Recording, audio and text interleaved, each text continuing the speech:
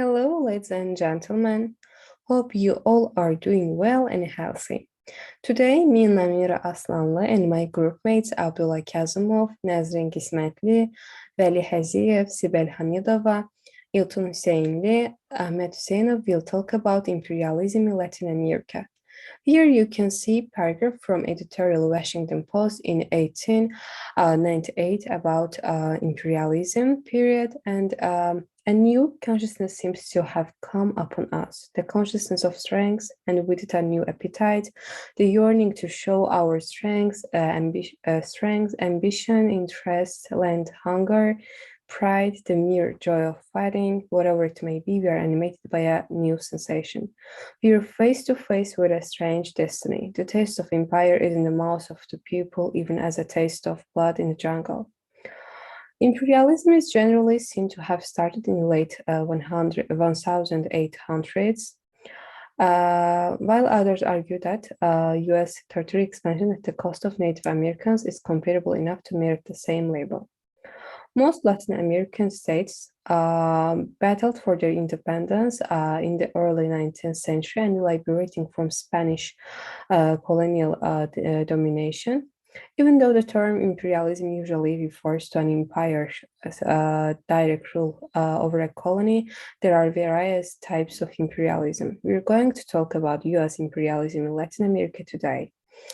The United States of America began its political existence as a British Empire colony, but when the 20th century began, the country soon rose to become one of the world's most powerful imperial powers. And American imperialism was not a one-off occurrence, nor was it pursued only for humanitarian reasons. Imperialism, on the other hand, was a continuation of Americans' expansionist past. And many American leaders felt that economic means might be used to dominate the world's furthest reaches. Because of the United States' economic dominance, it was possible for the US to exert indirect influence over the internal affairs of other sovereign countries without resorting to colonial administration or military intervention. And if we talk about Roosevelt corollary, throughout his presidency, Theodore Roosevelt worked hard to elevate the United States to the status of an international power. The president followed a program aimed at reducing European countries' dominance in the Western Hemisphere. Historically, European countries have given money to Central and South American countries, and these governments have regularly defaulted on their debts. As a result, the Western power dispatched its armed force to capture the defaulting nation's customs house in order to collect taxes and pay off the debt. In order to strengthen American authority in the area, Roosevelt made efforts to limit European financial lending. And in 1904, as an extension to the Monroe Doctrine, the president released the Roosevelt Corollary. The corollary made it clear that European countries should avoid the Western Hemisphere. And in his declaration, Roosevelt stated that the US government would shoulder the blame for policing the region. If one of the Latin American countries defaulted on its loans, the US would step in and take over the position of collector. Roosevelt's policies limited European powers' impact and reach. Within the Western Hemisphere, the Roosevelt corollary secured American predominance. Now my groupmate Abdullah will talk about further details.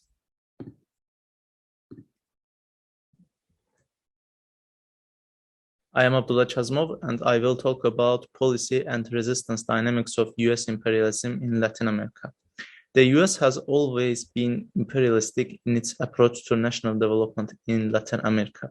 But in the wake of World War II, the situation that it found itself in commanding, it's estimated half of the world's industrial capacity and 80% of its financial resources, and already an occupying power of major proportions, awakened in US policymaking circles, and its foreign policy establishment, its historic mission regarding the Americas, and also the dream of world domination, provoking the quest to bring it about in the preferred form of an informal empire.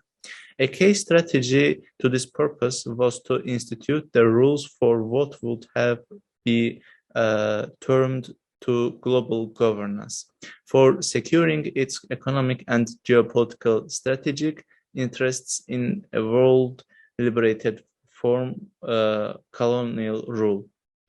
Example, competing empires. The resulting world order, dubbed Bretton Woods I by some, provided an institutional framework for advancing the geopolitical strategic interests of the US in the context of a Cold War waged against the emerging power of the USSR, and for advancing cooperation for international development, a policy designed to ensure that the economically backward countries seeking to liberate themselves from the yoke of European colonialism. And this development project required to the US to assume the lead, but also share power with its major allies, strategic partners in a common enterprise organized as a OECD and a United Europe with a system of United Nations institutions to provide a multilateral response to any security threats. And that prevented any one country from embarking on the path of world domination via unilateral action. This was the price that the US had to pay for national security under conditions of an emerging threat presented by the USSR, Soviet communism, backed up by what was feared to be a growing, if not commanding, state power. And when we talk about the US imperialism's past and future, but also the present, we also should not mention the privatization of imperial wars. And there is a perfect paragraph from the Power and Resistance, US Imperialism in Latin America book, page 113. And here it's clearly explained how privatization of imperial wars was done. So the privatization of imperial wars, the vast growth and use of mercenaries contracted by the Pentagon has led to the vast pillage of tens of billions of dollars from the US Treasury. Large-scale corporations that supply mercenary military combatants have become a very influential force shaping the nature and the consequences of US empire building.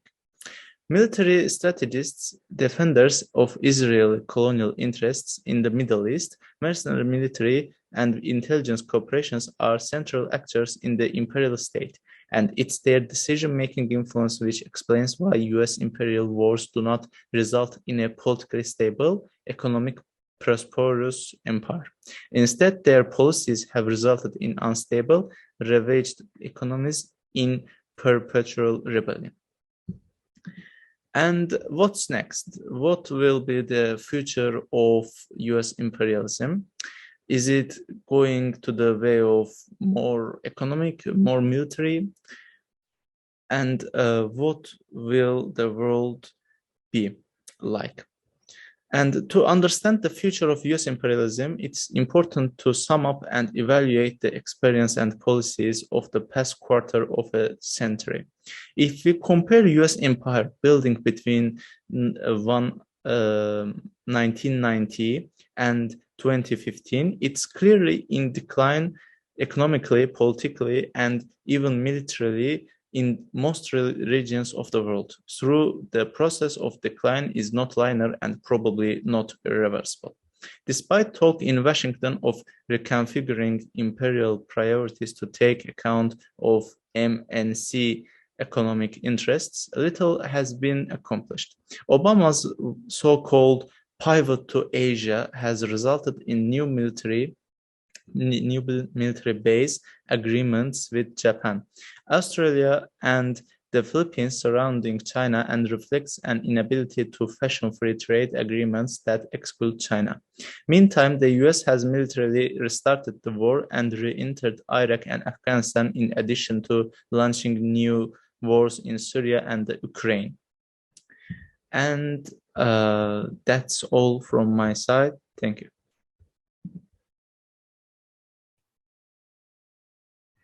Thank you, my classmates, for presenting before me. And I am Nazan Ismatli. I'm going to talk about why did America imperialize Latin America. So at the beginning of the Second World War, the United States, which was also a dominant economic power of the so-called free world, wanted to gain more power with foreign policies. Under the effect of threat from USSR and the context of Cold War and the ongoing decolonization in economically poor areas of the world made the United States decide on a foreign policy. The reason behind this policy was to advance economic and geopolitical interests of the United States as a world-dominating power, also including profits and strategic security to be defended from USSR. Mostly, United States was concerned to dominate the power and influence in Latin America and the Caribbean. United States has always been imperialistic in its approach to national development in Latin America, but upcoming World War II awakened the United States, who held half of the industrial capacity of the world and 80% of financial resources in its hands. The United States wanted to revive its dream of world domination and historic mission regarding the Americas. The new policies of American imperialism was there to make sure that new world order would provide a geopolitical strategic advantage for United States and to prevent the decolonized countries, which were initially colonized by England and France, to succumb to communism, but rather to liberate themselves and develop on a capitalist path. This system of economic imperialism maintained by United States hegemony was fully functional throughout the 80s and the reign of Ronald Reagan. But in the 90s, the Soviet Union threat disappeared, and this international communism did not last long as new imperialism emerged. This new imperialism was based on aggressive multilateralism, namely using force when and where necessary. Although the United States projected its military power in other places of imperial war, such as Colombia and Yugoslavia, the policy of imperial war and the strategy of military force were directed towards the Gulf region. In the wake of Cuban Revolution, United States directed its development and strategy efforts away from national building to developing societies, one of which was Latin America. This new strategy constructed the Alliance for Progress, which was aimed to the local poor to turn them away from the social movements against United States imperialistic approaches and to develop instead. These new strategies resulted in the defeat of social revolution among the poor in Latin America and destruction of national liberty armies that went against United States imperialism. Thank you all.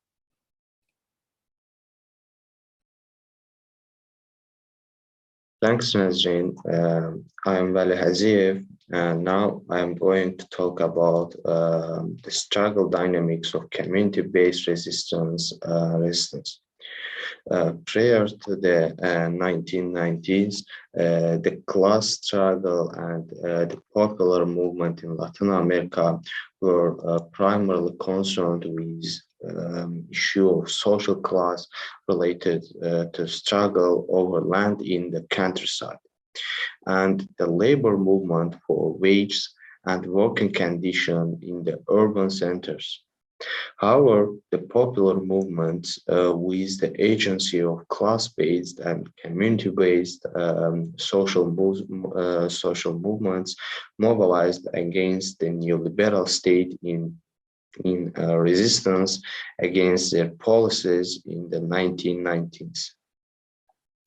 By the end of the decade, a number of these movements, led by proletarianized peasant farmers, rural landless workers, and indigenous communities, achieved major gains in their struggle in a number of contexts.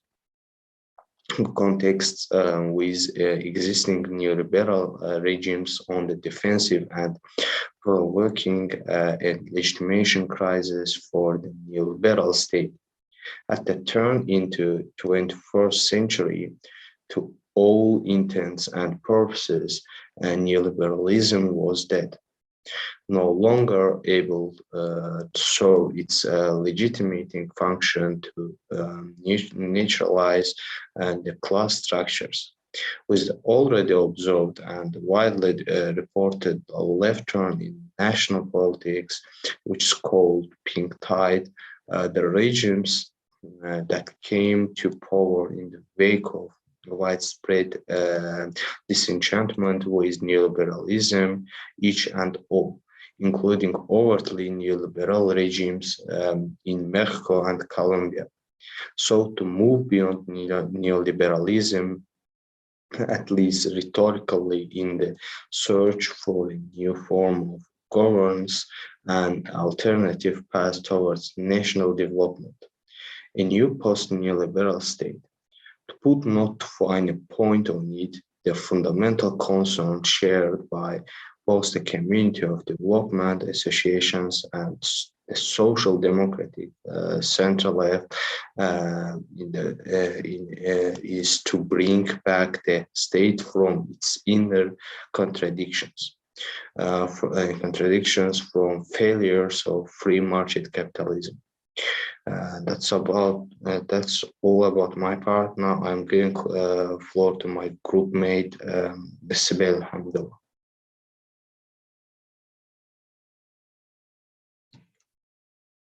I'm Milton Sayri. Now I'm going to talk about the economical aspects of Latin America during the imperialism.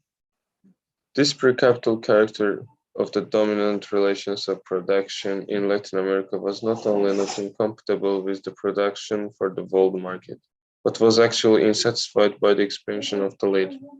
The feudal regime of the hacienda tended to increase its service extractions on the peasantry at the growing demand of the world market simulate maximization of their surplus. So we can divide the economy of Latin America in 4 stages, and the first stage is the mercantile colonial stage, during which the region was tied to expanding European metropolis through an exploitative commercial system, ultimately based on the pre-capitalist relations of production transplanted to Latin America from Europe. The second one is the mercantile neocolonial stage, during which Latin America became radically independent of the European metropolis, but was then reconquered and more tightly integrated into expanding system of capitalism, while all the time the relations of production remained pre-capitalist. The third one is the industrial imperial stage, during which the expansion of the industrial capitalism in Europe created a series of imperatives in Latin America that led to more or less rapid transformation of the relations of production and the implementation of the capitalist class process. And the last one is, following the end of World War II, Latin America entered the 4th stage in relationship with the metropolitan powers, the monopoly imperial stage, during which the impact of monopoly capital, as Harry Baberman suggests, make it possible for the mercantile colonial stage. Then, working from a macrostructural perspective, the Despentes test argues that the European involvement in Latin America that began during 16th century was part of the initial expansion of the mercantile capitalism, an expansion that contributes enormously to the primitive accumulation, which laid the basis for the development of industrial capitalism in later years. This process elaborated by Marx and summarized by Frank. So now I pass my turn to Ahmed Zeynep in order to conclude our presentation. Thanks for your attention. Hi everyone. Today I want to talk about how did imperialism affect in Latin America. You know that capitalist imperialism is rooted in the logic of socio-economic systems that is driven by the competitive pursuit of profit based on the exploitation of labor and which is subsequently prone to over-accumulation. In this respect, it is an expression of the contradictory character of capitalist accumulation. In a context of over-accumulation, Harvey argues that if system-wide devaluations of capital and of labor power are not to follow, then ways must be found to absorb these surpluses. Capital facilitated by its respective state, whose aim is to ensure the expanded reproduction of capitalist social relations, pursues a special fix to resolve the systematic crisis of over-accumulation. New geographical regions are sought to absorb the existing surpluses of capital and avoid their devaluation, while flagging profitability can be improved by accessing cheap labor and raw materials in these areas. In effect, fresh spaces of accumulation are established as capitalism penetrates new territories, creating a world of their own image, or as all the colonial spaces are radically transformed in the interests of a new accumulation strategy. But the creation of new spaces of accumulation is not an innocuous process. It's inevitably involves the forceful and violent reorganization of people's lives as they are subordinated to whims of capital, corresponding to emergence of structural adjustment as a strategy for regaining access to economies of the South. Furthermore, free trade agreements, which are also aimed at codifying neoliberalism and investment rights of capital from North in developing nations. Besides its free trade agreements with the US and Mexico, Canada has agreements with Chile, Costa Rica, and Israel.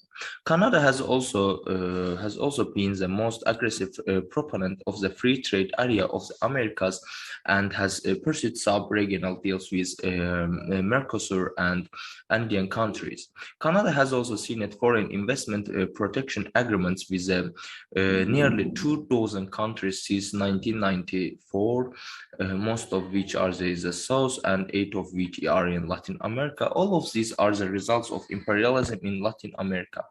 Latin America and the Caribbean are home to 25% of the world's forests and 40% of the biodiversity.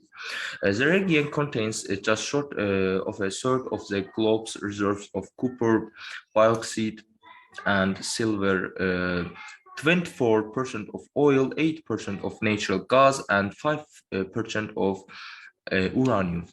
The transfer from state property to transnational capital of this and other natural resources has been a fundamental component of the transition to neoliberalism in the 1980s and 1990s. Such natural endowments have long constituted an important part of the region's geopolitical importance, with the colonial race for mining exploration and extraction in particular standing out as a predominant thematic of imperialism in Latin America and the Caribbean. The pace has only intensified under neoliberal capitalism. Most new areas of mining investment in Latin America are on inhabited land, and even when these areas are not directly inhabited, communities nearby are commonly affected by the inevitable environmental repercussions of mining, which include industrial runoff affecting local water sources or the destabilization of the migratory and the mating patterns of the game and the lost arable land resulting from the infrastructure development accompanying mining. Thus meaning investment and resistance to it is an increasing source of conflict in Latin America between poor and indigenous communities on the one hand, and typically foreign winning corporations on the other hand. We see that imperialism in Latin America leads to good and bad results, but since imperialism is a really of our age, Latin America had to accept it. Thanks for listening, and I